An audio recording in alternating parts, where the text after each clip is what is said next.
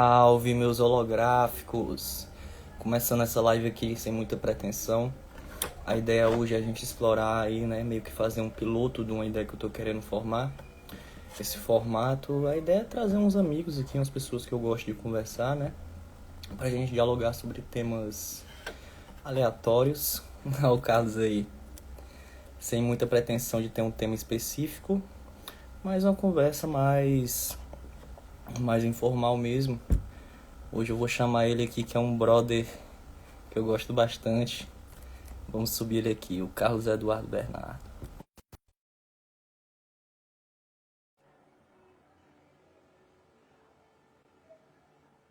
Cadê o Carlos? Será que eu tenho que apertar alguma coisa aqui? Ah, Olá, e aí, será bom? Vou separar minha câmera aqui. E aí, tudo bom, irmão? Como é que tá? de boa. Estamos por Boa, aqui hoje na plataforma diferente. boa tarde, né? Boa Boa tarde aí, tarde, boa você, a tarde. todos aí que nos Pois é, assistem. Carlos. Tu quem Como vai é me que... ajudar nessa proeza aqui de desenvolver uma ideia diferente de podcast, né? Opa, como é que você tá? Tô bem, Firme? você? Tamo aí, na batalha, né? Sempre Cara, tô batalhando. só... Ah, é, viu? Não, isso aí... Todo, como é? Do suor da tua face, comereis. Comerás o pão e ainda... O pior de tudo acho que, não sei se o suor é pior, é a parte de amassar lá os espinhos, a brolha, carne. Não, Ainda essa tem isso, parte né? é triste, viu? Não, eu Triste. aqui tô só derretendo aqui. Eu moro do lado do sol, né? Vizinho do sol. Cara, Eita, será que foi eu que caiu ou foi o Carlos? A internet já tá querendo embaçar. Vamos esperar um pouquinho aqui pra eu descobrir o que houve. Uhum. Enquanto isso, galera, eu tô embaralhando aqui umas cartinhas, né? Que eu separei só os 21 arcanos maiores, para meio que dar uma leve direcionada na nossa conversa. Eu vou tirar um arcano e a gente meio que começa a dialogar um pouco sobre esse arcano. Eita, será que caiu e não voltou mais? Viu? Quebrou que apartou. Ah, foi o Carlos que caiu. Mas aqui também não tá muito bom não, viu, Carlos? Então, vamos te colocar de novo aqui.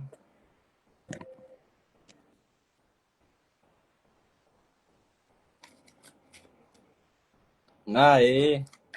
E eu pensei que voltou. era eu. Não, o engraçado é que caiu assim, e aí apareceu. Se eu já queria. Aí apareceu o que nós conversamos na seguinte das conversas, e apareceu para eu compartilhar aquele trechinho lá. Não entendi nada. Como assim, né? Eu falei, não, não acabou a live, não, tá? Então aí, então no ar. Tamo aí de volta. Então, e aí, quer dar alguma, se apresentar, dizer alguma coisa? Bom, eu sou Carlos Eduardo Bernardo, né? Eu sou filósofo de formação, professor também de filosofia de formação, né?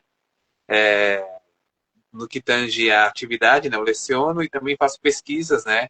Em especial na área da fenomenologia da vida religiosa, que é uma das disciplinas da filosofia que refletem sobre a experiência do sagrado, a experiência religiosa, né? Que é diferente da filosofia da religião e também é bem diferente, por exemplo, da teologia. Eu tenho um canal, né, no YouTube, que é o Pericorese, né? É um canal onde eu reflito sobre assuntos variados, né? Muito Em bom, por torno Ah, obrigado, obrigado. Em torno da questão em especial, eu tenho me dedicado bastante à fenomenologia da vida religiosa, mas os meus eixos de pesquisa acadêmica são a tanatologia, né, que é o estudo da morte na perspectiva filosófica, a hermenêutica, né, a filosofia existencial e, e também, em especial, o meu núcleo em filosofia existencial é o filósofo Albert Camus, da qual eu também sou um livro acerca da filosofia dele. Tá? Do Albert Camus, eu escrevi um livro sobre antropologia filosófica a partir da filosofia do Albert Camus. E aí, como eu falei, a fenomenologia religiosa. Então, eu tenho refletido sobre esses temas, né, no meu canal. Convido você e o público a conhecer. Você conhece já, né, Fernando? Você já é um assíduo frequentador lá do meu canal, e a gente e assistir os vídeos, a gente dialogar sobre os assuntos, né? Inclusive, você me dá ótimas sugestões do que refletir. Né? Agradeço muito aí. E é isso. Então é isso. Eu tenho aqui tá aí meu endereço aí, meu perfil aqui no Instagram, né? E tamo aí. Tô sempre Bom demais, dialogando com galera. o Sigam o Renato. Carlos, que o Carlos é genial demais. Ah, eu não falei da minha perspectiva, assim, de vivências, experiência religiosa é dentro do cristianismo, né, em especial, eu sou minha formação é uma formação católica, né? Mas eu passei pelo protestantismo, pelo evangelicalismo, fiquei anos, inclusive trabalhei com missões e tudo mais. Mas hoje me identifico muito mais com a tradição católica, embora não esteja ligado institucionalmente, né? Estou ali, mas a minha visão espiritual está muito mais atinada com essa. E tenho um interesse pelo estudo de uma perspectiva mais profunda da fé cristã, que alguns chamariam de E esse filosofia. é um ponto interessante, Carlos, que eu queria até te perguntar, né? Para trazer mais à tona essa questão, porque muitas pessoas não entendem que há, né, na verdade, essa coisa de mais próximo de cristianismos, né, que são vários, digamos assim, do que só uma coisa específica, é só isso daqui, pronto. Pode falar um pouco disso, sobre essa ideia de que dessa, porque você tem os ortodoxos, os russos, você tem os gregos, você tem o pessoal da Etiópia, então tu pode Sim. abordar um pouquinho com a gente? Aqui a gente geralmente usa essa expressão cristianismo como se fosse uma realidade única, né? Mas na realidade isso já desde os seus primórdios a gente pode dizer que há cristianismo, né? A gente pode, para quem se volta, por exemplo, os textos canônicos mesmo, você pega Atos dos Apóstolos, que é o melhor exemplo, você vai ver ali muitas perspectivas, né, de vivência da experiência religiosa em Cristo, né? Então você vai ter as experiências dos primeiros discípulos que eram todos judeus, então você vai ver aquela digital, né, do hebraísmo na sua fé, tá ali, você vê o núcleo que está ao redor de Pedro, e você vai ver um cristianismo gentílico que tem já uma marca, a gente pode dizer, paulina em alguns aspectos, mas até antes de Paulo, você percebe que Paulo chega em alguns lugares e comunidades, como Roma, por exemplo, não tinham tido um primeiro contato com ele, já tinham uma distinção, por exemplo, da fé que tinha lá em Jerusalém, né, da fé cristã, do cristianismo de Jerusalém. Então, ali você já percebe uma grande variedade, né, de cristianismo, né? Já percebe o cristianismo de Jerusalém, Samita, né, que chama, né? Percebe essa distinção dos cristãos, por exemplo, de Antioquia, que já tinha aquela pegada paulina. Você vai perceber depois uma pegada dos cristãos em Roma, que já é diferente também do que está lá em Jerusalém e Antioquia. Então, você já tem aí uma distinção. O cristianismo, eu acho que ele é muito variado, né?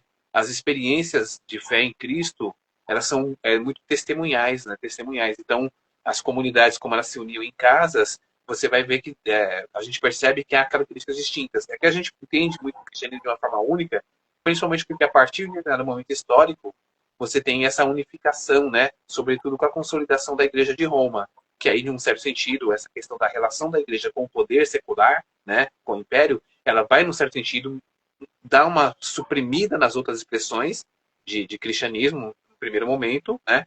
Afirmar uma ortodoxia, não falando da ortodoxia grega, né? Mas uma doutrina que eles vão considerar como correta ou verdadeira, né? E em torno dessa ortodoxia, uma ortopraxia, mas tudo voltado para essa sede em Roma, né? Que era, na realidade, sede do Império. Então, a igreja, nesse momento, quando ela se une ao Império, as duas coisas vão se tornar como que faces distintas de um mesmo poder, né? Um poder secular e um poder espiritual, né? Ali com a sede em Roma, e que dessa forma vai, num certo sentido, limitar ou até suprimir mesmo certas expressões diferentes de cristianismo, né? Mas, ao longo do século, a gente percebe que essa supressão, embora ela tenha sido talvez num certo momento um tanto quanto eficaz ou eficiente, pode dizer, infelizmente, ela não prevaleceu, porque vão florescendo as comunidades em vários lugares, né? Como você mesmo observou, na Etiópia, na Síria, e em vários lugares vão surgindo comunidades diferentes, em regiões muito distantes do núcleo de Roma, né? Sem contar depois quando você vai ter os movimentos dissidentes da reforma e tudo mais, e a própria reforma tendo os seus dissidentes dentro de si, né? Até chegar nos evangelicalismos, nos Então, a pentecostalismos, coisa é muito ampla, neopentecostalismos. né? Muito Então aí maior você do vai. que o que a gente está acostumado a pensar, né? Sim. E é interessante que eu acho que cada uma dessas vertentes de cristianismo carrega a sua marca distintiva, né? As suas características que têm a sua validade, digamos assim, e reportam em algum sentido a essa herança originária daquele cristianismo primeiro, né? Daquele cristianismo, alguns falam primitivo, né? Embora muita coisa, eu acho que que tá bem longe dessa originalidade, mas a gente entende que é o espírito dos tempos, né, também. Eu acho que uma coisa que é importante distinguir é que há uma dimensão profunda também dos cristianismos, né, e isso vai estar presente, sobretudo, no cristianismo do primeiro século, que é essa compreensão de que existe uma expressão exterior de fé cristã, né, que está ali nos seus símbolos, nos seus ritos e tal, mas essa expressão exterior, ela tem uma dimensão de interioridade que requer uma certa dedicação a mais, requer um certo um inclinar-se mais, debruçar-se mais, devotar-se mais à busca de compreensão, de conhecimento, como uma jornada espiritual mesmo, uma jornada de compreensão de que os símbolos cristãos carregam significado, e é nesse significado é que muitas vezes nós encontramos a possibilidade da comunhão com outras expressões de uma tradição espiritual muito mais ampla do que a própria denominação cristianismo, né? Então você vai perceber que há muitas correlações, é, digamos assim, tipo de conciliações entre elementos em tradições espirituais diversas de outros pontos do mundo e essas tradições, essa tradição interna dentro dos cristianismos. E essa questão você vai ver nas outras religiões também, né? Não é Sim, sim. porque a pessoa é evangélico que ela é um pastor, ou porque é católico que é padre, né? Às vezes o Sim, cara é bandista, entende tanto quanto aquela pessoa que é o sacerdote, ou que é uma pessoa que é um estudante mais profundo da religião, do tema em si, né? Mas sim, e a fenomenologia, não é isso? sim, sim. E a Fenomenologia. fenomenologia, ela ela se debruça sobre esses fenômenos, digamos assim, mais místicos, né, que se fala de levitação, esse tipo de coisa, ou são fenômenos nos aspectos mais psicológicos e sociais, assim? Então, ele tem muito a ver com ela reflete sobre o corpus, né, dessas expressões religiosas, né, mas sobretudo no quanto de significado e de sentido essas expressões religiosas, a experiência religiosa concede àquele que, num certo sentido, a vivencia. Então, a ocupação da fenomenologia da vida religiosa é entender qual o sentido da experiência religiosa para aquele que a experimenta ou para os grupos que dela participam, entendeu? Então é nesse sentido que caminha pela medida religiosa. Ela não tem, por exemplo, um tipo de juízo de valor, por exemplo, essa experiência é melhor que aquela, coisa do gênero, ou essa experiência é superior, não, ela caminha muito mais em qual o sentido que tem cada experiência religiosa. Né? Ela é muito aberta nesse sentido, então ela compreende todas as experiências religiosas enquanto experiências religiosas, então as lê nos seus próprios termos, né? E pensa o quanto de significado espiritual essas experiências atribuem, aferindo uma certa medida, inclusive, da jornada daqueles para o discípulo, não para nós, para que avaliamos. A experiência afere uma medida para aquele que dela participa. É o que a gente pensa sobre isso. Mais ou menos, tá vendo? Entendi. E o Os impacto que grandes aquilo também nomes, pode causar, né? isso, exatamente, os grandes nomes dessa área de pesquisa, eu posso citar o Mircea Eliade, né? O Mircea Eliade, né? E também o Rudolf Otto, o próprio Paul Tillich, que era um teólogo cristão, mas também era um fenomenólogo da religião, são nomes de renome. O Heidegger escreveu sobre a fenomenologia da religião também. São autores que me inspiram muito nas minhas pesquisas. O Mircea Eliade é difícil você pegar uma coisa para ler que não tem uma referência, né? Você pega um livro de alguém, aí tem falando o nome dele lá, né? É um nome ali que você vê que é uma figura que é comum a vários pensadores, né? Exato, exato. E o cara era incrível, né? Incrível. Né? E aí, vou tirar uma carta aqui. E Pra... assim, como é que você pretende fazer? Como que vai ser a dinâmica, né? Eu Sabe que tô eu sou aqui, eu pensando tô assim, ó. Tô curioso até também por saber. como é que a gente vai Até, fazer. Mas eu tô pensando em puxar uma carta aqui e a gente vai vendo o que que ela traz à tona, né? Pra mim, pra ti. O que que ela legal. pode... Ó, galera, eu vou mostrar aqui que eu não tô escolhendo. Não tô escolhendo. Não sou esse tipo de mágico. Eita, saiu aqui, sabe o quê? O mundo. Ele tem a Hum, ver com a letra Tav do hebraico, tem a ver com o simbolismo da cruz também, realização, conclusão, manifestação, né? E sim. aí, essa carta te evoca alguma coisa? O mundo? Cara, evoca. um pensamento em duas direções, cara. Eu vou pensar muito na minha tradição, né? Da qual eu participo mais experiencialmente, né? Que é, primeiro, a relação de retirada do mundo, né? Na medida em que você vivencia uma experiência de fé em Cristo, né? A palavra igreja, né? Ela vem do grego eclesia, né? Então esse ek, ela tem um sentido de para fora, né? De exterior, de ek é aquilo que está fora. Então eclesia seria a ideia de ser tirado para fora, né? Porque na verdade é uma palavra que vem do âmbito político dos gregos, né? Na polis gregas, então quando eles fazer alguns tipos de discussões, eles saíam para fora dos portões e ficavam ali discutindo aquilo para depois levar para a Assembleia, né, para discussão. Ou era da Boulé, ou era da. Agora eu esqueci o nome do outro tribunal. Tem a Boulé e o outro, que agora não estou na mente. Mas aí, então eles iam para Tinha essa fora. coisa deles saírem para discutir fora, é isso? É isso. Então, por isso que era eclesia. Então, eles se reuniam, então, era reunidos do lado de fora. Eles se reuniam do lado de fora para depois voltar e pôr a questão da discussão de um modo mais juridicamente estabelecida. E aí, esse termo passa para a cristandade, né, pela língua grega, principalmente por causa da tradução da Segunda Aliança, né, dos textos da Segunda Aliança, ele passa como denominação daqueles que estão congregados em Cristo, daqueles que estão unidos em Cristo. Então, a ideia é que eles são chamados para fora da onde? Para fora do mundo, né, no sentido de uma dimensão de vida de pecaminosidade, né, de depravação, de corrupção, de um sistema que conduz o homem à corrupção, à perdição, né? E trazidos para dentro da dimensão da esfera da graça, do divino, né? Então essa seria mais ou menos a imagem simbólica, a primeira que me evoca.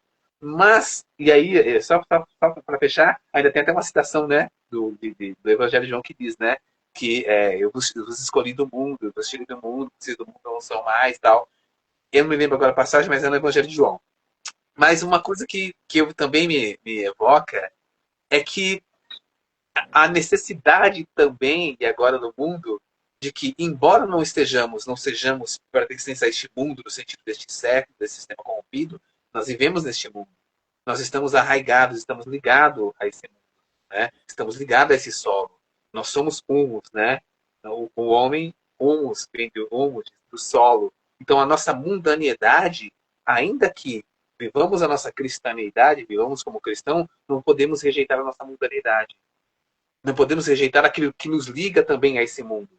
E aí a gente pode tirar várias implicações, pelo menos é o que me vem no mundo. Me vem primeiro de que nessa mundanidade eu estou ligado a todos os demais homens, então eu sou solidário a todos os demais humanos, porque todos são extraídos do solo, todos nós saímos, pertencemos a esse mundo, né? Eu estou usando as metáforas, né? E ao mesmo tempo, também eu não posso negar os aspectos em mim que são frágeis, que são às vezes até obscuros, como são obscuras certas camadas da Terra. Se a gente começa a penetrar no mundo, né? Penetrar, a gente vai ter as camadas geológicas, por exemplo, né? Você vai ter lá litosfera e assim por diante. Acho que é isso, né? Mas é isso, o litosfera, Isso, tem as é isso. geológicas, Você tem tem... as estratosféricas, né? Não. Então, Estratosfera e ionosfera, né? então essa mundanidade representa que nós temos camadas interiores que também têm que ser aprofundadas, né? E aí eu penso na questão do próprio Cristo que desce aos infernos, né? Quer dizer, ele desce à dimensão mais profunda de si mesmo e é necessário descer ao inferno para poder de alguma certa forma conhecer, incorporar essas potências interiores que estão em você, que às vezes são e que está no interior desse mundo interior que nós somos um microcosmo, né? Espelho Exatamente. macrocosmo, micro e macro, né? E é a Exatamente. partir disso poder fazer essa caminhada. Então, necessário entrar em si, esse seu mundo interior, para ir galgando para mundos superiores, para esferas superiores. Eu vejo, pelo menos assim, que são coisas que me evocam a mente no primeiro momento, cara. Não sei que você E até quer tu me contar. deu uma chance agora de explicar essa minha saudação, que eu quase sempre começo alguma live, alguma coisa, eu, saudações, meus holográficos, né? E todo mundo leva muito esse termo holográfico para coisas do holograma. Mas esse termo holográfico, né, para mim, ele vai remeter a essa coisa que tu acabou de falar, dessa relação do micro com o macro, né? Do micro está no macro e o macro está no micro, né? Isso que é holográfico de Rollin, né? De todo, né? Tudo. Do todo no um e um no todo, aquela coisa, né? Sim, É muito... magnífico, cara, magnífico. Então eu sempre Mas aí, gosto de falar assim. Mas o que você achou disso que eu falei? Tem, não sei, o que você Cara, fez? eu acho que faz todo sentido, porque, tipo assim, a gente gosta, a gente acaba pensando, sempre associando, né, essa coisa do Cristo se fazer carne, né, encarnar, e a gente sempre liga com o fato da cruz. A gente sempre liga, não, isso aqui, a questão do sacrifício, e todo essa perspectiva, né, Olha o John aí.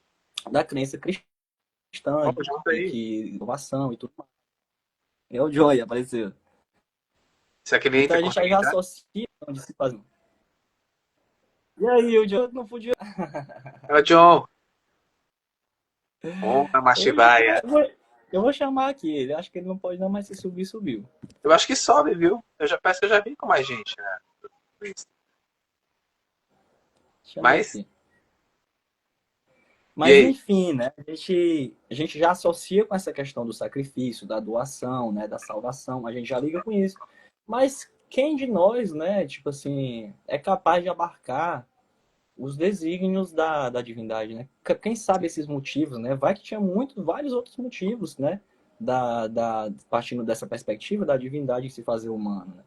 Vai que tinha Sim. N outros motivos que a gente nem, né, nem cogita, nem alcança, né, imaginar, né, o porquê que passa na cabeça entre as duas divindades na hora de se fazer humano É se engraçado meter num isso aí. B.O. desse aqui, né?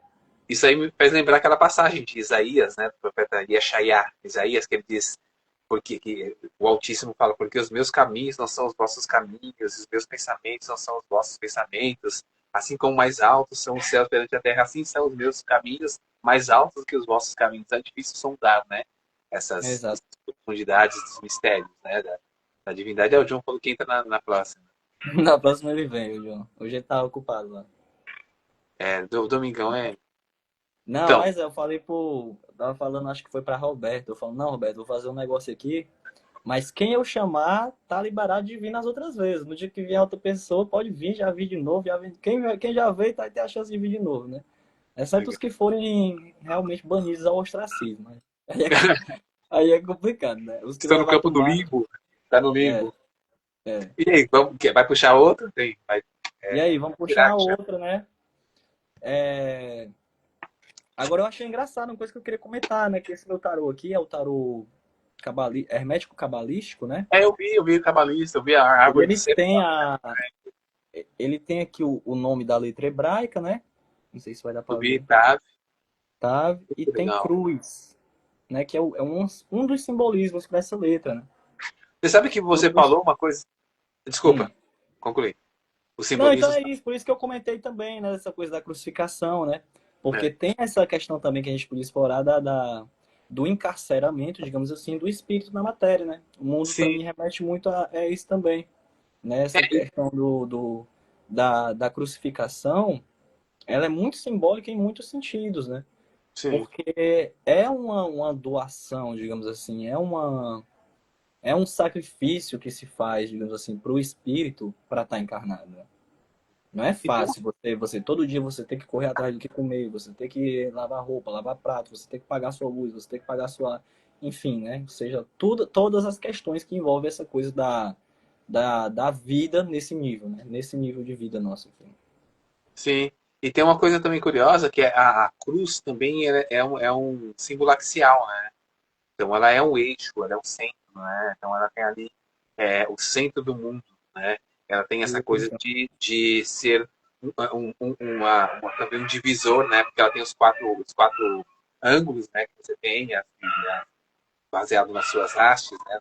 Vertical e horizontal, né? Então ela tem essa coisa das necessidades da existência humana, que são necessidades horizontais e necessidades também verticais, né? Ou seja, então a gente precisa das coisas para viver, né, nesse mundo, sobreviver nesse mundo, mas precisamos das coisas também para viver, que vai além do sobreviver. E aí a gente podia até entrar no simbolismo rico para os gnósticos, a diferença entre a vida bios e a vida zoe, né? Então a gente tem toda essa relação que aparece na tradição tanto cristã quanto hebraica, né, se a gente for pensar. E eu achei legal porque esse tarô, ele une, parece que as duas, tradições de uma forma muito interessante, né? Eu acho que gostei bastante. E Eu não volta conhecia esse tarô. aquele aspecto que a gente estava falando, né, das camadas geológicas ou das camadas estratosféricas, né, que foi até o assunto do último vídeo que a gente estava tentando gravar, que a gente gravou, né, boa parte, você e o John,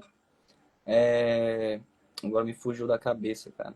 Mas era essa coisa das camadas de interpretação, né? Ah, sim, sim. Das É, camadas de interpretação, porque você vai ter, você, que nem você falou, tem a vida biológica, aí já tem Zoe, que é a vida num sentido mais amplo, mais profundo, né? sim. E muitos cristãos não sabem que quando você vai lá no grego, né, na tradução do grego do Evangelho, né, do Novo Testamento, chamado assim, você vai encontrar lá, né, quando Jesus vai falar que eu sou o caminho, a verdade e a vida, você vai encontrar Zoe, você vai encontrar esses termos, né, que são os termos gregos, né? Sim, sim. É, a língua, inclusive, que seria a língua universal na época, né? É. Mas gostei desse simbolismo, né? Achei bem interessante. Agora, a gente não tá querendo também demorar muito, né, cara? Não vou te alugar que hoje é domingo. Não, mas vamos aí. Mas a gente tá com o quê? Uns 20 minutos já? Meia horinha? Eu não sei, aqui não marca nada pra mim. Deixa eu ver. Eu não vi que era que a gente começou. Eu acho que a gente começou umas 5h36 por aí. Ah, então Acho, são 18h10 agora. acho que tá com uma meia horinha, né? Sim. Vamos puxar mais um aqui pra ver se, pra onde é que esse papo flui. Vamos embora. Tá gostoso. Vamos nessa. É isso, a gente vai desenvolvendo aqui devagarzinho, uma hora chega um formato legal, né? Essa daqui tá me passando alguma coisa diferente. O Sol. O Sol, ele representa a letra Resh, né? Que tem a ver com cabeça, tem a ver com liderança, né? E tem a ver com realização, felicidade, tem a ver com a identidade também, né? Os aspectos da identidade. É, me vem a primeira referência que me vem, eu acho que é porque é muito de leitura desses livros, mas é a própria divindade, né? Há, há vários trechos, né, das escrituras, tanto na primeira aliança quanto na segunda, que relacionam o sol com Deus, né? Você pega, por exemplo, o livro dos profetas, os profetas diz, acho que é Malaquias, e nascerá para vós o sol da justiça, né? Que é, aí se faz uma relação disso com o Cristo, né? O verbo vindo ali como ente divino, né? Iluminando a humanidade. Né? Você tem, por exemplo, o profeta Isaías, né? Aqueles que estavam assentados nas trevas viram uma grande luz, né? E aí depois essa passagem ela é retomada pelo evangelista São Mateus, né? Do nascimento de Jesus. Né? Aí ele fala como está lá no profeta, aqueles que estavam atrás de uma grande luz. O próprio Salmo, se não me engano, acho que 81 diz porque nosso Deus é um sol, né? Então, e aí a gente já pode pensar o quanto esse Deus é um sol não remete a tradições mais antigas, né, da divindade, né? Entre os egípcios, por exemplo, né? Orar. E aí a gente começa a caminhar numa compreensão de que esse símbolo solar, né, para a divindade, está presente em outras tradições espirituais, tanto do Oriente Médio quanto inclusive da região aqui da América, né? Nas religiões, nas tradições espirituais pré-colombianas, na América pré-colombiana, né? A gente tem ali, Sim, aí né? você vai ver o pessoal falando, porque os indígenas, né, os nativos eram muito atrasados, eles adoravam o sol, como se a pessoa, como se eles não tivessem um conceito, né, um nome de divindade, uma religião estruturada, não, é minimiza, não, era o sol. Assim, o sol é só uma das representações, né, um dos Sim. aspectos da É porque divindade. é engraçado, porque mesmo isso até é uma crítica à própria estrutura dos cristianismos, de modo geral, que acabaram se tornando religião hegemônica, sobretudo devido ao processo de colonização, que foi terrível, né? E imposição de uma fé muitas vezes sobre os povos, que é essa ideia de superioridade da sua religião, e inclusive uma certa racionalização a partir do desenvolvimento teológico. Eu acho que a teologia tem sua importância em determinados aspectos, mas a gente tem que tomar um certo cuidado, porque ela não é tudo, né? A teologia ela é um limite, ela tem os seus limites, né? E, inclusive, ela nasce de um processo de racionalização da, da experiência do sagrado, né? De uma racionalização da experiência do sagrado. Quando o Platão propõe, o Platão é o primeiro a propor a criação da teologia, tá, no livro da República, ele cria o nome teologia e ele dá diretrizes de como deve ser uma teologia. Essa informação eu vim a conhecer muitos anos depois. Eu tinha estudado a República, mas nunca tinha me atinado para essa informação. Mas lendo o Werner Jäger, que é o autor da Paideia, ele escreveu um livro chamado O Cristianismo Primitivo e a Paideia Grega. Então ele vai mostrar como o cristianismo se apoderou, né, da teologia para si. Porque antes a teologia era um movimento que ia da razão para as divindades. Então, como pensar a questão das divindades, nem era de Deus, mas das divindades racionalmente. Aí, quando o cristianismo se torna a religião hegemônica, potência, ele vai pegar e vai partir da fé para as divindades. A fé vai E não dominar o é. racional. É muito louco, cara. É um negócio bem E interessante. esse movimento, ele não é um movimento que acontece só no cristianismo, né? Porque Não, se não. pegar o esoterismo hebraico, né, a Kabbalah, ela já bebia muito do neoplatonismo, né? Sim, sim. Ela já tinha muita coisa assim dessa coisa do plano das ideias, né? Bem semelhante, né? A pessoa, ah, não, é só coincidência. Ah, ok, cada um pensa, acredita como quiser, né? Mas tem fontes que citam, falam nesse sentido, né? Eu particularmente, eu penso muito pela perspectiva de uma sabedoria originária, né? Um plano que transcende esse mundo fenomênico aqui, uma fonte originária de sabedoria, e que essa fonte originária de sabedoria, ela, num certo sentido, ela emana sobre as expressões fenomênicas da sabedoria. Então, as expressões fenomênicas da sabedoria, seja a Kabbalah, seja a gnose cristã, seja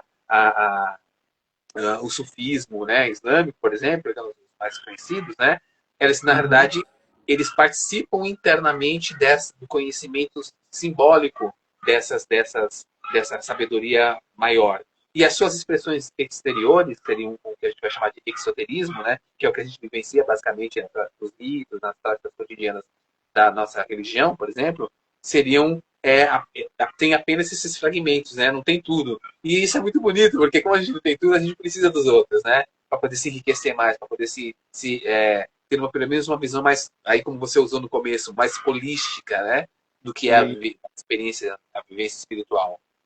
eu gosto muito de interpretar as coisas como ondas, né? Porque eu mexo com áudio, então eu mexo muito com ondas sonoras. Então, quando a gente vai sintetizar algum áudio num sintetizador, você vai escolher o formato da onda, né? Aí você vai ter ondas que ela tem o formato senoide, ou senoidal, que ela é tipo umas montanhazinhas assim, né? Aí você já vai ter a onda, que é a dente de serra, que ela já vem mais assim, né? Aí você vai ter a square, a quadrada, que ela já vem assim. Então, se você imagina, né, como se fosse duas linhas, né? Vamos dizer que você tem duas linhas. Você tem a linha acima, que seria uma realidade, e você tem não, perdão, você tem essa linha acima do que seria a realidade, né? E você tem essas várias ondas que elas vão tocar, né? O pico de cada onda dessa vai tocar um ponto diferente dessa realidade, né? Sim. Então, E aí a gente. então vão ter esses acertos e erros, né? Sim. E Então não quando é que você. você... Desculpa, Hum. desculpa. Continua, Não, então. mas é isso, né? Então elas vão tocar em pontos diferentes dessa verdade, né? Sim. Então, às vezes, falta essa complementaridade que você está falando, né? Às vezes, fulano tem o... Eu quero fazer um bolo, mas eu só tenho a farinha. Aí o outro tem o ovo, o outro tem, sabe? É mais ou menos isso, né? Aí a Sim. pessoa, não, mas eu tô fazendo panqueca aqui e tá dando certo a minha panqueca. Todo dia eu como panqueca e a panqueca é ótima, perfeita, tá me servindo muito bem. Beleza, mas se você juntar com esse cara aqui, esse daqui, você consegue fazer um bolo. Entendeu? É tipo isso, né? Não que panqueca seja melhor do que bolo, sem querer causar polêmicas aqui, nem Claro, vice-versa. são É simbolismos, só um né? exemplo. São analogias. Porque tem a briga, né? De bolacha com biscoito, eu não quero entrar nessa treta, né? E é curioso, voltando à questão do Sol, como geralmente ele tem uma relação com o signo de Leão, né? O pessoal fala muito porque a questão do esplendor, de se compreender como mais, né? Bam, bam, de todos, né? Fala De muito disso. ditar ritmos também, né? Isso. Porque ele, E uma ele coisa, mexe com o nosso ciclo circadiano, né? Os ciclos de sono, de despertar, né? E isso tudo é hormonal, né? Querendo ou não, os hormônios ditam muito, né? Se eu tô acelerado, se eu tô mais calmo. e a questão do ego, né? Também, né? Da relação egótica também, Da né? relação, faz sentido. Assim como você pode ter a partir dessa afirmação solar ser um cara muito determinado, porque o sol lança luz sobre tudo, então ele te dá uma certa direção, uma certa firmeza por onde você está caminhando, porque é pelo sol que você tem a luz dele que nos faz, né? Ali enxergar o caminho e tal, tal. Você também pode ter uma certa, você pode cegar, né? Você pode ficar cego para seus próprios limites. Você, de Você repente, olhar demais, né? exatamente. Então, você vê, por exemplo, uma das atitudes que eu me lembro eu não sou muito de ler biografias, mas uma vez eu li uma mini biografia acho que era do rei, acho que era Luís XV, né? Que ele se considerava o rei Sol, né? Não sei se você já ouviu falar É, disso. Ele é chegava, isso. ele acordava e dizia, o Sol, ele queria que dissesse, o Sol já acordou, o Sol que era o rei Sol, entendeu? Então, coisas meio, né? É bem muito A gente egocêntrica, né? teve uns governantes bem excêntricos aí, né? Então tem que, então a gente pode cegar, então a gente tem que ter sempre uma certa cautela. Por isso que a gente precisa também da sombra, né? Precisa também desse jogo, né? Aí podia cair a ideia do eclipse também solar, né? Pensar como que é, a gente pensa isso. É, a luz demais também pode ser complexo, né? Você também pode acabar cego do mesmo jeito do que se você estiver na escuridão total, né? Então, É, isso é o interessante, né? exagero, eu sempre falo isso, que eu acredito, né? Que a, o sagrado, assim, ele tá muito no equilíbrio, né? No equilíbrio dessa quantidade correta de luz e sombra. Hum, Porque pensa assim, né? Você vai dormir e você fecha suas pálpebras. Você apaga a isso aqui. luz. Antes de nascer, olha aí, ó, exatamente. Antes de nascer, você tá ali 9 meses no útero ali, né? Você tá num ambiente, além de escuro, aquático, né? Que também já tem outras, É, o espírito pairava sobre as águas. Já tem várias dicas aí, né? sim, E quando você vai descansar, você tá na rua, você vai para baixo da sombra de uma árvore, de uma casa, qualquer coisa. Então a sombra, ela traz conforto, sim, também. Ela não traz só a dor, a destruição e a morte, a dor. o quanto não espera o caminhante nos desertos áridos por encontrar uma sombra, né? Por encontrar Exatamente, né? Ela vai trazer também. E do mesma forma o sol, né? A gente precisa do sol para viver, para existir. Mas, poxa, vai ficar ali, né?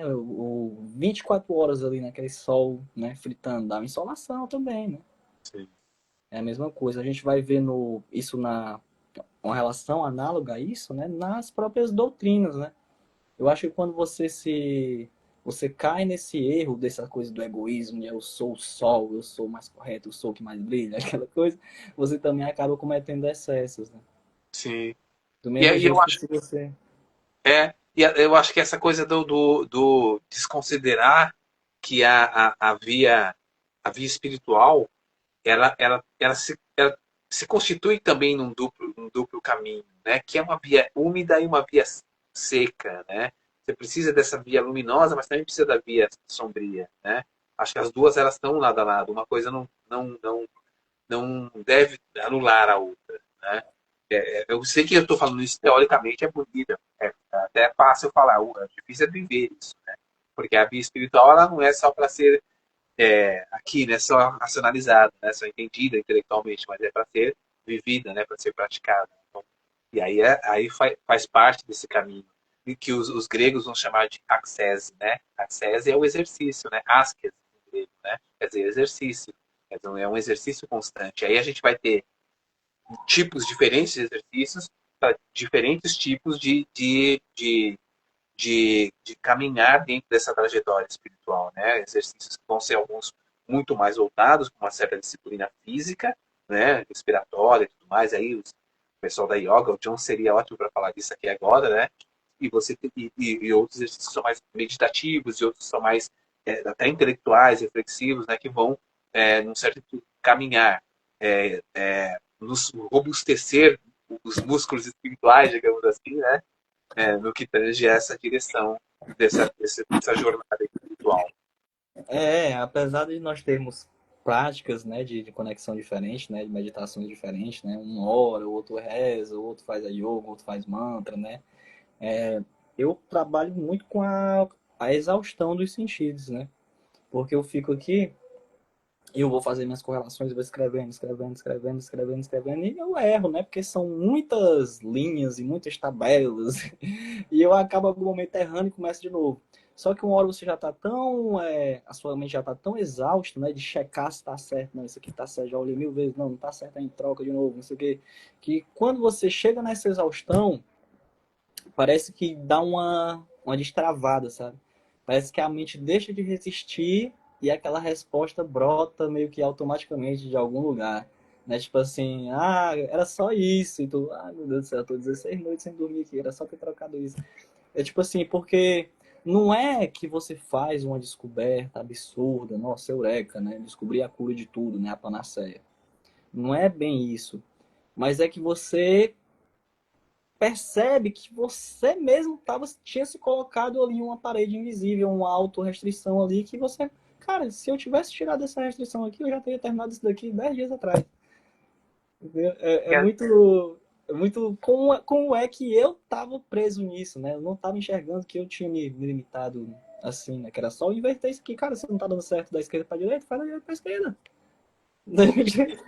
E às vezes a gente fica tão concentrado naquele caminho, naquele problema, naquela perspectiva, que ele se torna tão grande diante de nós, é como se estivesse frente à parede digital ali, a parede está ali, a gente só vê ela, né? E não vê que Exatamente. tem sei lá, tinha um portão do lado ali, a gente não entrou, né? Um portãozinho ali, e a gente não abriu o portão para entrar, né? Eu acho que isso acontece muito nessa Eu caminhada. não consigo atravessar o muro, não consigo atravessar o muro, não consigo atravessar o muro. Pula o muro!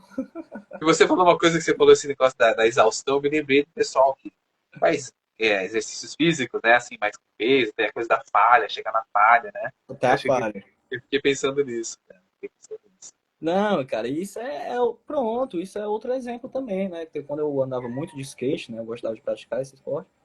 E eu chegava muito exausto em casa, né? Andava assim, exausto, não, tô pra cair, vou embora, vou pra casa. Né? E quando eu chegava, que eu ia tomar um banho, que dava aquele relaxamento, né? Liberava aquela endorfina, aquela coisa, você tem tipo é um relaxamento mesmo, total, né?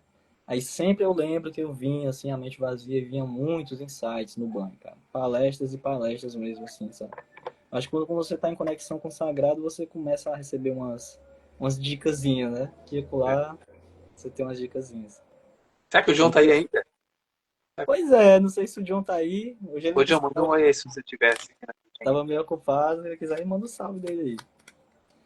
E aí, É, vamos tirar mais uma para ir partindo aqui para vamos, a nossa ok, conversa. gostei desse caminho aí, cara. Mas o engraçado, né, cara, que a gente já passou pelo mundo e o sol, que Pelo é mundo do a sol. cruz e a cabeça aqui, né? E você vê que tem cruzes que tem essa representação do sol no centro, né? Sim, O pessoal sim. da Rosa Cruz, que vai colocar uma rosa também. E sabe uma coisa que eu tava pensando, quando eu falei de Deus e tudo mais? Eu acho que no simbolismo da Cabala mesmo, você tem até na árvore, isso é para Malkuth, né? Coroa, né? Então você tem ali a coroa, a coroa sobre a cabeça, né? E eu É falei sobre a questão. Keter, Ah, Keter, é, Keter. Malkuth é reino, né? Malkuth é o rei, né? É o reino, assim, isso.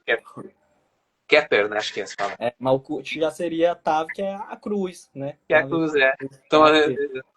de um lado, ficou muito, muito próximo, muito entrelaçado as duas cartas, né? Pareceu. E é interessante essa representação da coroa, né? Porque Entrou. ela vai remeter àqueles animais que a gente estava vendo essa semana, né? Os reis, digamos assim, né? O alce, o rinoceronte, né? Esses animais de grande porte que dominam ali a sua Sim. região, né? Que nós estávamos falando sobre os chifres, né? Eles são todos coroados, né? Exatamente. Exatamente. Ah, entrou mais uma pessoa aqui. Salve, boa noite. Boa noite, boa noite.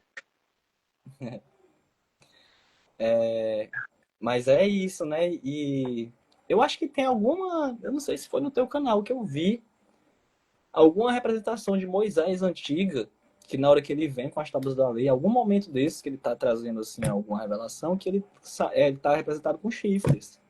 É. Não sei se tu É, então, já chegou a ver sim, alguma já coisa. vi, já vi. Eu acho que eu devo até ter a Bíblia aí com essa ilustração, porque se não me engano, o Da Vinci, né, fez, né, se não me engano, tem, né, Da Vinci, tem o Moisés com chifre, tem, mas acho que o próprio Gustavo do Rei, acho que tem nas ilustrações dele da Bíblia, né? E aí, e hoje existe uma discussão que eu acho que assim, para mim é uma discussão um pouco já atrasada, né?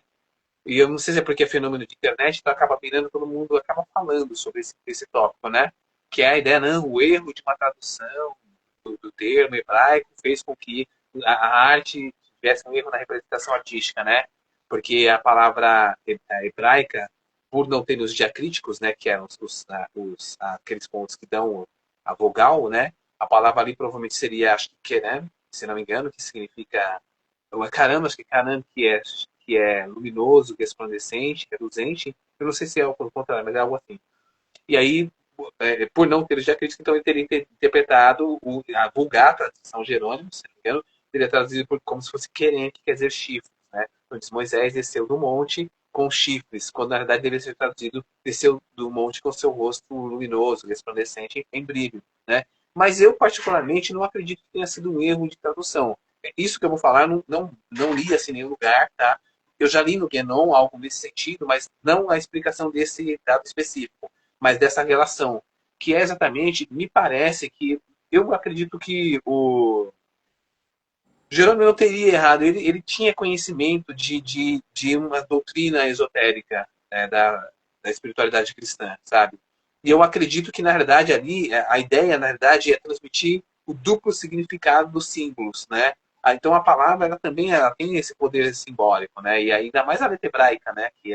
A gente sabe que ela Exatamente, né? que Na elas são Cabala eles vão imagéticas. dizer que você pode trocar qualquer palavra na Torá por uma outra palavra que tem dê a mesma gematria, né? Porque as letras são números. Então, por exemplo, Exatamente. uma palavra dá 357, outra palavra que também dá 357, você pode trocar ali para você ver, achar novas chaves e novos significados na Torá, né? Ela, teoricamente, pela Cabala, teria essa maleabilidade, né? Então eu acredito que ele fez esse movimento, porque na realidade seria a representação de dois tipos de poderes diferentes a quais o Moisés teria sido investido. Né? Enquanto numa palavra hebraica representaria chifres, porque na antiguidade o chifre representa poder, então os animais de chifres eram que tinham poder, como você bem falou da coroa, né? Entendeu? E também representaria, e a tradução por luminoso ou resplandecente, por brilho, com o rosto brilhando, representaria então o poder divino, o poder celestial, ou poder com relação à dimensão, à esfera espiritual. E realmente Moisés, quando desce no monte, ele está investido dos dois poderes.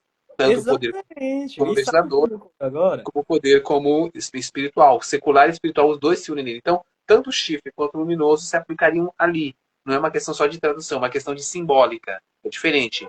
Não é só uma questão de linguística. Agora, quando a gente analisa de uma perspectiva profana, digamos assim, que não reflete, não tem essa detalhe da simbólica esotérica da tradição espiritual, acaba sempre pensando só pelo aspecto linguístico. Ah, foi erro de tradução. Eu não penso que tenha sido assim. E outra, né? Acabei imaginando também aqui um pouco a senda, né? Eu sou muito imaginativo, às vezes eu me perco, fico imaginando o que a pessoa tá falando e acaba esquecendo. Mas o que é aquela coisa da auréola, né? Se você pensar num rosto resplandecente, digamos assim, né? De uma luz emanando nesse formato aqui da cabeça, você pode até imaginar que fica realmente um semicírculo cortado aqui em cima, né? Tem alguma iluminação, um sol, alguma coisa, e você só vê aquela parte e realmente pode chegar a aparecer um brilho ou chifres, né? É. Geralmente, quando a gente representa o brilho das estrelas ou do sol, a gente faz, né, as pontas, né, aqueles os raios, né? Seria, se você olhar, são como se fosse na mente de uma criança, por que essa bola tá cheia de chifres, né? Num olhar mais inocente, mais mágico, né? Vamos nessa, vou tirar a última carta aqui, pra gente também não passar a Legal. noite juntos. Está bonito, hein? Ficou legal, viu? Ficou interessante. Mas só o calor que tá me lascando aqui. Eu deixei tudo aberto, que na outra gravação de ontem eu Ó, fiquei. essa daqui é os amantes. Os enamorados ou os amantes. Ela tem a ver com a letra Zayn do hebraico, né? Que é arma ou espada, né? Eu entendo esse simbolismo aqui de usar muito como ferramenta também, né? Quem quiser discordar de mim aí, manda nos comentários. Mas eu entendo como ferramenta, né? Só a espada, o escudo, né? Eu entendo muito assim. E ela fala de decisões, né? Ela fala desses nossos dois lados também um pouco, né? Que a gente fica muito nessa dualidade, né? Vai falar também um pouco de uma alquimia, eu entendo assim, né? Peraí que meu gato tá Ah, dando sim. trabalho aqui. Nossa, eu queria. Verdade. Ô, quem é esse? Quem é o fofinho aí? É o Zeno aqui que tá. Oh, Zeno, Zeno. Que lindo, É o Zeno. que lindo, que lindo. Eu amo gatos, cara, amo gatos. Vou te falar, e Ele você falou de tá alquimia, né? chorando aqui que vai ficar no meu colo, mas tá atrapalhando. Um dos simbolismos, né, Sim, acabei perdendo, né? O gato. não, você falou para você representar alquimia, né? Você falou, né, tal. E isso eu vejo também como alquimia. É claro que a arte, né, a temperança, no caso, que é o 14, né, o arcano 14, ele vai remeter muito mais a essa questão da alquimia, né? Mas os enamorados eu vejo também, por essa questão de alquimia que eu digo dos nossos dois lados, né? O nosso masculino, o nosso feminino, nossas luzes, nossas trevas, né? Eu enxergo muito por esse lado aí, que ela vai remeter também ao signo de Gêmeos, né? Não à toa. É. Então tem muito isso. Mas é uma É, carta que, pra mim, ela fala muito disso, de, de parcerias ou de encerrar parcerias, né? E dessa. De meio que buscar essa mescla correta de luz e sombra também, né? É claro que lá na frente ela vai ser concluída na temperança, né? Ela vai chegar no seu ápice, digamos assim. Mas eu acho que. Eu entendo que vários arcanos eles estão dentro um do outro. Tipo, você vai ver uma relação entre o Hierofante, o Pendurado e o Sol. Aí você vai ver uma relação entre o Mago, a Força e o Diabo. Então acho que os enamorados têm um pouquinho a ver com a temperança aí, né? Vamos me dar esse chá. eu então, acho que sim, cara. Eu vejo muito. Você falou de alquimia, me veio um simbolismo que é caro, né? Acho que é bastante caro, inclusive na Ordem Rosa Cruz, se não me engano, né? Que é o casamento alquímico, né? E aí tem a ver com os enamorados, enamorados, casamento, casamento alquímico. Você chamou essa ideia da alquimia, né? Que. Ah, Scarlett aí tá assistindo a Mas, gente. cara, Scarlett, boa noite. Eu acho que esse simbolismo é super rico, né? Porque é curioso como essas cartas, se você perceber, esses arcanos, agora combinando com esse dos enamorados, como eles falam um pouco ou espelham de uma forma muito clara isso que a gente está fazendo aqui, né? Porque é, a gente tá casando tradições, a gente está fazendo essa alquimia aqui de um diálogo, né? Uma alquimia de palavras, de pensamentos, de ideias, de eu acredito em egrégoras, né, de forças, de poderes, de dinamis, como dizem os gregos, né? Eu acho que a gente está numa alquimia aqui nesse momento, né? E eu vejo assim, eu vejo o casamento, os enamorados também nessa direção desse movimento de união, de junção, e aí nesse sentido de alquimia, né?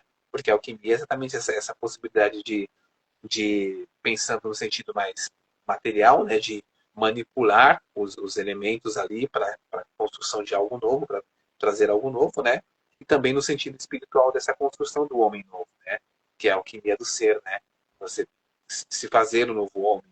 E aí, o novo homem, ele, ele não é novo homem sem o reconhecimento da sua dimensão feminina, né? Ânimo e ânima. Né? Então a gente tem ali as duas coisas têm que ser levadas em consideração e é um casamento, esse casamento alquímico é isso. um é um enamorar-se, né? Eu E acho você que tem, vai ter essa inversão também, né? Desculpa te interromper. Pode pode continuar. falar, pode falar.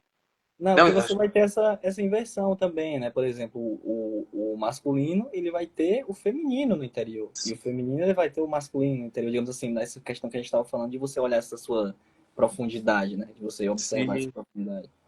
Cara, é muito interessante isso, né, Por mais que cara? a gente entenda que às vezes a gente entende que o feminino é o interior, né? Tem tradições que vão levar para esse lado, né? Mas você pode entender como essa troca também, né? Para cada um é de um Sim. jeito. Porque, na verdade, dinâmica, né? Eu acho que é uma afirmação de um certo dinamismo, né? Porque os elementos, né? Eles elaborados de uma forma nas mãos do bom alquimista, né? Eles vão estar no constante movimento, né? O alquimista está sempre ali manipulando a sua forma, manipulando os elementos para tentar chegar, sei lá, a algum resultado, né? E então acho que isso é muito bonito, assim, cara, pensar que os enamorados aparecem, inclusive, nessa live, nessa nossa primeira live juntos aí, de diálogo, de uma forma que é muito bonita dessa possibilidade de construção do diálogo, né? Porque eu acho que, num certo sentido, a gente está em tradições muito, muito próximas, né? sei com relação. Isso que Você você pensa. falou, né, que é tipo como se fosse um encontro aqui, os enamorados, né, que a gente, o mundo, né, meio que realizando um encontro, né, entre as nossas duas perspectivas, né, entre as nossas Sim, identidades, né. é. Iluminadas, né, nesse mundo, os É, enamorados neste mundo iluminados pelo sol do o mundo conhecimento. dos enamorados, e o mundo dos enamorados, eles têm a ver com o sol, né, você vê que até a carta é laranja aqui, ó, né, tá marcado aqui os caminhos também. Já o mundo aqui, ele já é uma carta mais sombria, né. Sim. É porque será que tem uma relação? A gente poderia pensar agora a partir desse simbolismo das cores de uma, porque você tem a relação dos enamorados, se a gente pensar no nível de dois, ela está pautada por uma questão do amor, né? Também, né? E o amor que é o eros, né? Se a gente for pensar bem na tradição filosófica, quando a gente vai em Platão, por exemplo, em Sócrates, né? O eros é a força, é o dinamis que impulsiona o humano de amor em amor até chegar ao amor máximo da divindade. Então seria chegar ao sol, porque no pensamento platônico o sol representa também o Deus, né? É o bem, o belo e a verdade, que é representado pelo sol. Então a alma ela vai galgando níveis e ela é impulsionada pelo Eros, ela vai amando, então ela começa amando os belos corpos, depois de amar os belos corpos, o conhecimento, assim por a gente até chegar no amor maior, que é o amor divino. Isso aí está na República, principalmente delineado. Então eu acho que tem muito a ver com E essa é carta. muito. E sabe onde é que você vai ver uma. Deu uma travada aqui. A sua travou. A internet.